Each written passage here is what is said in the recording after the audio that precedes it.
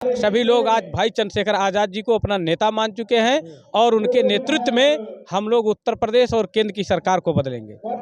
5 राज्यों में चुनाव है, क्या लग रहा है कुछ झंडा गाड़ पाएंगे? बिल्कुल बिल्कुल, जैसा हमारे नौजवानों का उत्साह है भाई चंद्रशेखर आज़ाद के प्रति और हमारे राष्ट्रीय अध्यक्ष जी जिस तरीके से तैयारी किए थे और तैयारी के दौरान आज जो चुनाव चल रहा है उसमें निश्चित तौर पे हमारी पार्टी को सफलता मिलेगी। देखा होगा कि भारतीय जनता पार्टी के जो प्रधानमंत्री कार्यालय के जो उनके एडवाइजर हैं उनके द्वारा जो कहा गया कि भारतीय संविधान बदलने की जरूरत आ गई, तो भीम आर्मी भाई चंद्रशेखर आज़ाद हमेशा संविधान को लेकर के लड़ाई लड़ने का काम लगातार 10 सालों से कर रहे हैं और निश्चित तौर पे अगर हमारे संविधान के साथ कोई छेड़छाड़ होगा तो हम भीम आर्मी आज़ाद समाज पार्टी के कार्यकर्ता चुप नहीं बैठेंगे। कुछ लोग तो कहते हैं कि बहुजनों की एक पार्टी हुआ करती थी बहुजन समाज पार्टी, और बहुजन समाज पार्टी को तोड़ने का काम कर रहे हैं। ऐसा कुछ नहीं है। देखिए, जो ये लोग कह रहे हैं उसमें उनको सोचने की ज़रूरत है, उनको समझने की ज़रूरत है। हर लोग अपना काम करने में स्वतंत्र है, ये भारतीय संविधान सबको स्वतंत्रता देती है। तो उसी कड़ी में अगर आज चंद्रशेखर आज़ाद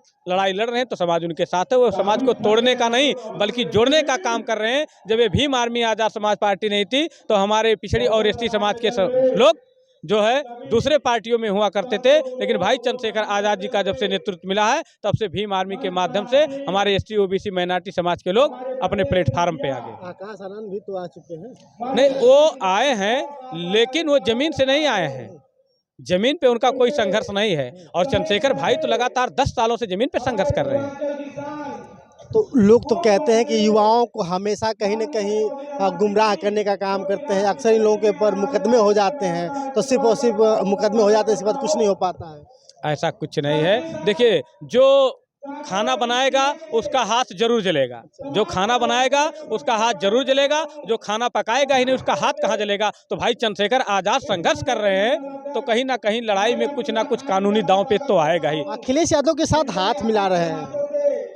देखिए, अखिलेश यादव के साथ भाई चंद्रशेखर आज़ाद जी हाथ मिला रहे हैं, इसलिए मिला रहे हैं कि हमारे एसटी ओबीसी और माइनॉरिटी समाज के सभी साथियों को आज इस भारतीय जनता पार्टी के खिलाफ एकजुट होकर के लड़ाई लड़ने का काम। ओबीसी की लड़ाई अखिलेश यादव लड़ते हैं।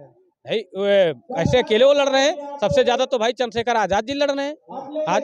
खुद की पार्टी ओबीसी को लेकर चली रहा है तो फिर चंद्रशेखर जी नहीं, खुद नहीं, Chandrashekhar Azad OBC ST minority सबको लेकर के चल रहे हैं, ये नहीं कि वो। आज क्या लग रहा है जिस तरह से आज चंद्रशेखर आज़ाद जी आ रहे हैं, क्या है उनके संबोधन में क्या मिल पाएगा? अभी वो राष्ट्रीय अध्यक्ष है, अभी आएंगे तो कुछ जरूर आप लोग उनसे लीजिएगा, देखेंगे। लेकिन मैं जानता हूं कि जो उमड़ा जनसैलाब है यहाँ पता कर लीजिए, इस फील्ड में हमारे आज इस कार्यक्रम में एसटी ओबीसी माइनॉरिटी समाज के नौजवानों की संपूर्ण भागीदारी है और सभी लोगों ने अपना आर्थिक सहयोग करके इस कार्यक्रम को सफल बनाने में अपना धन्यवाद दिया है।